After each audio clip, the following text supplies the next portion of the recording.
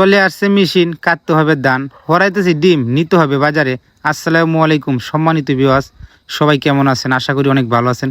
আলহামদুলিল্লাহ, আমি আল্লাহর রহমতে অনেক ভালো আছি। তো আজকে সকালবেলা ঘুম থেকে উঠেই আমার যে কাজটা করতে হবে, সর্বপ্রথম চলে আসলাম আমার স্বপ্নের কোয়েল কামারে। সর্বপ্রথম আমি কামার থেকে ডিমগুলো একটা কাঁচরার মাঝে তুলছিলাম, তখন আমার গনা ভুল হয়ে যায়, তার জন্য কিন্তু আমি ডিমগুলো আবারও গনতেছিলাম। আর অনেক কাকা কিন্তু আমার ফোন দিছিল, তার 1000 ডিম লাগবে, তার জন্য ডিমগুলো আমি সুন্দরভাবে গনতেছিলাম। ডিম যে আমার কাছে কয়শো হয় তাও না গোনার আগে বলতে পারবো না। আর কাকা বলছিল তোমার কাছে কোটি ডিম হবে আমাকে গনে জানাবা কিন্তু।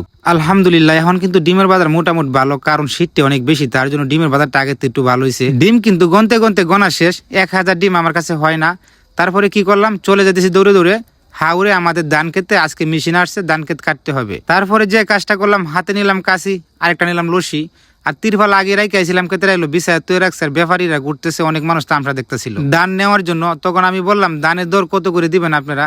তখন বেহারি বলতেছে ধানের দর যেটা আছে সবার ধানকে যেভাবে কিনতেছি তোমাদেরকে এইভাবে দিব ইনশাআল্লাহ। হাওড়ে কিন্তু মোটামুটি মানুষ অনেকই দোলো হয়ে গেছে, কারণ এই মেশিনটা আসলে অনেকে দেখার শোক, অনেকে বন নিবে দিলা, তার জন্য অনেক মানুষ এই জায়গায় ওয়েট করতেছিল। ধান কিন্তু এই বছর আমাদের ক্ষেত্রে বেশি হয় না, তো যাই হয়েছে আলহামদুলিল্লাহ।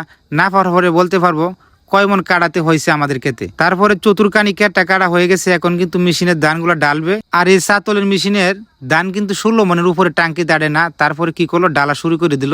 তো আমার কাছে অনেকটাই ভালো লাগতেছিল, কারণ ধান জোরটি হয়েছিল কিন্তু ধানগুলো ফাঁকছে খুব সুন্দর হইয়া। তারপরে মেশিনটা কি সুন্দর করে ধানগুলো ডাইলা দিছে, ডাইলা আবারও ক্ষেত কাটা শুরু করে দিতেছে। তারপরে দেখতেছিলাম যে বেহারি ধান নিবে সেই বেহারি কিছু লোক পাঠাইছে, তারা কিন্তু সালা এবং মিটার নিয়ে বসে আছে। এখন কিন্তু তারা ধান ভরা শুরু করে দিবে। তো বস্তা ভরতে ভরতে দেখতেছি বস্তা অনেকটি হয়ে গেছে আলহামদুলিল্লাহ। তো আজকের ভিডিওটা আমার এই পর্যন্তই। সকল প্রবাসী ভাইদের জন্য দোয়া রইল, আপনারা সকলেই ভালো থাকবেন, সুস্থ থাকবেন। আসসালামু আলাইকুম।